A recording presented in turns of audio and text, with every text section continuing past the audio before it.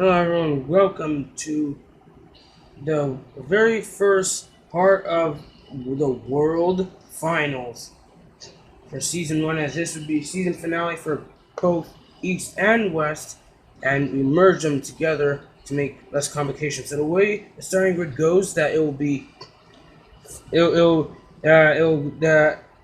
freestyle order will be from least amount of points in the series to the most. So that means that El Toro Loco has the most points out of all of them, which makes him with 109 points out of the 135 maximum points, which would put him dead last for the freestyle. So that means he'll be last to freestyle in World Finals. First to freestyle will be War Wizard, as he had the least amount of points, or at least out of all the drivers that made the cut for the World Finals. As here is the starting line.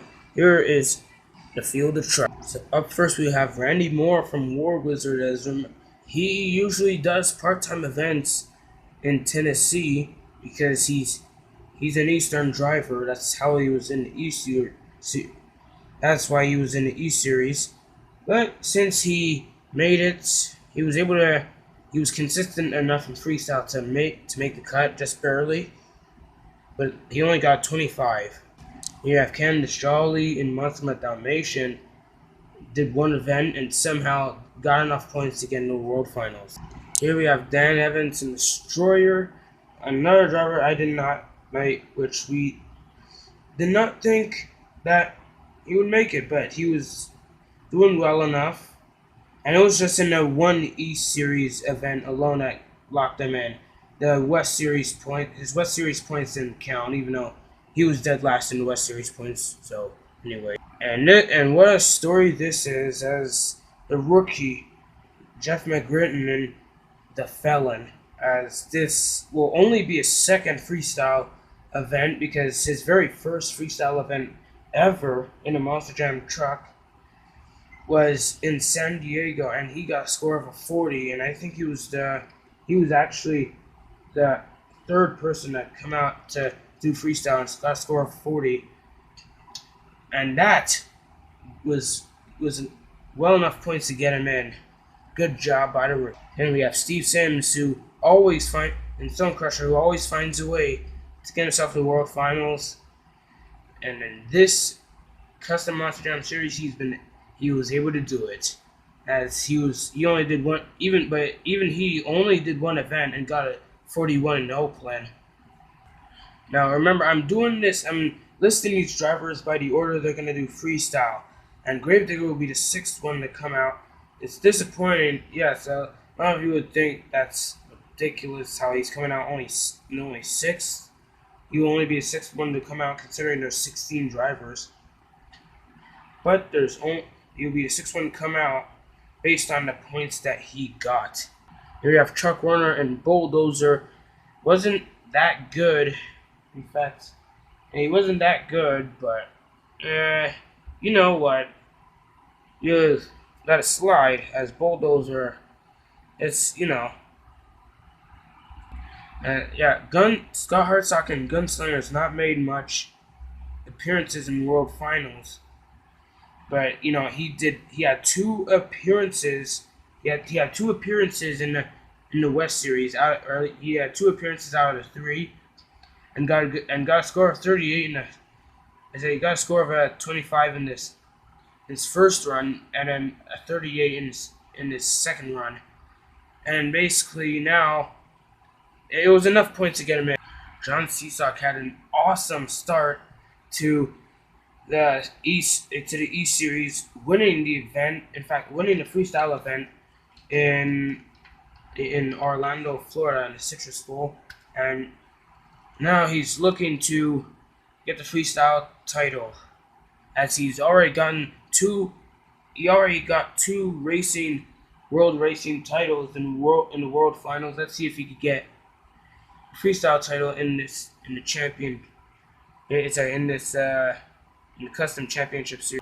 Lindsey Wink in that awesome Blue Thunder truck, always on top.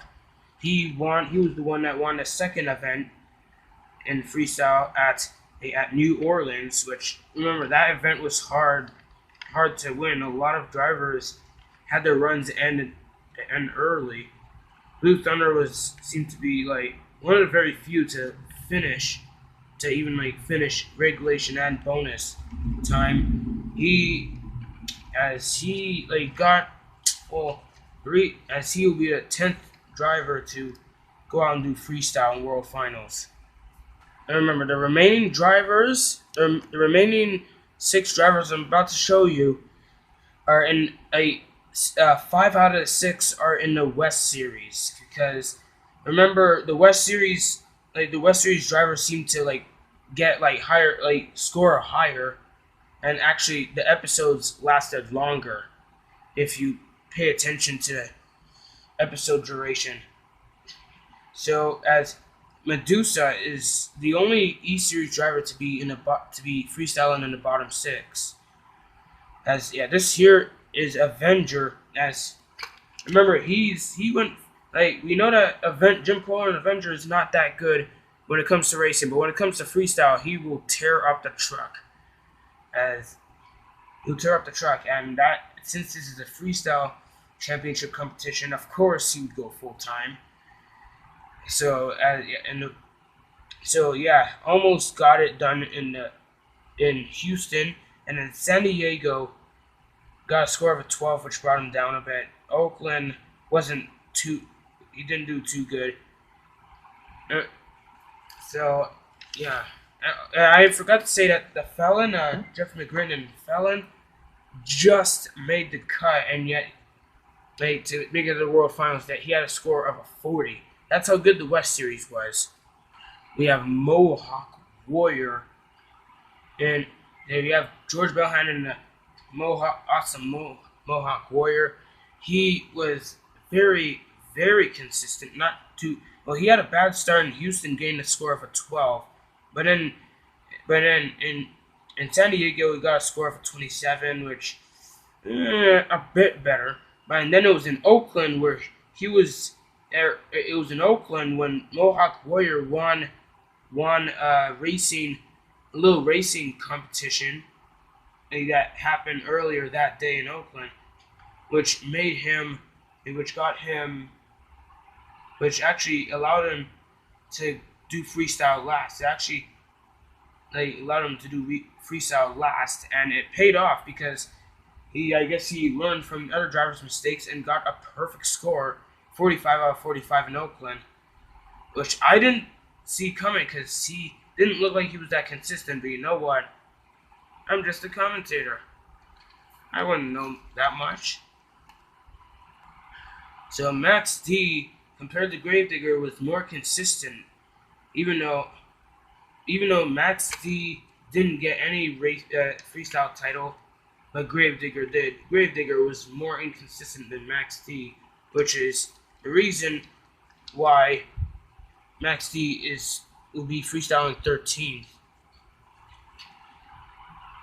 Now I did say that Medusa was the only E Series driver to be freestyling in the bottom in the list of the bottom 6 drivers, because she got 49. No, not 49. Why did I say that? 98, a score of a 98, or at least out of all the scores put together. As Medusa is gonna be 14, doing freestyle 14th, which is something we've never seen. Actually, she's never freestyled so late in World Finals, but that changes now. David Bradshaw was awesome for U.S. Air Force Afterburner all season long. Winning the event in Houston with a score of a 38 was not so much of a good run with a score of a 25 in San Diego, but then was able to get a score of a 37 in Oakland, which put him second with 100 points, which gave him 100 points exactly, a perfect 100 in freestyle overall in the West. Mark McDonald and El Toro Loco consistency was on his side. The luck was on his side as he was able to have a pretty decent run in Houston with a 32, and then won the freestyle event in San Diego in like his the fan like a town in San Diego where he was a fan favorite and it paid off with got a 42, and then he got a 35 in Oakland, which put him on top of the leaderboard with 139, topping off the East Series. Unbelievably. And that will be just about it, guys, as that will be the first part. That's the end of the first part of World Finals. Next up will be freestyling with Randy Moore and War Wizard. That is coming up next.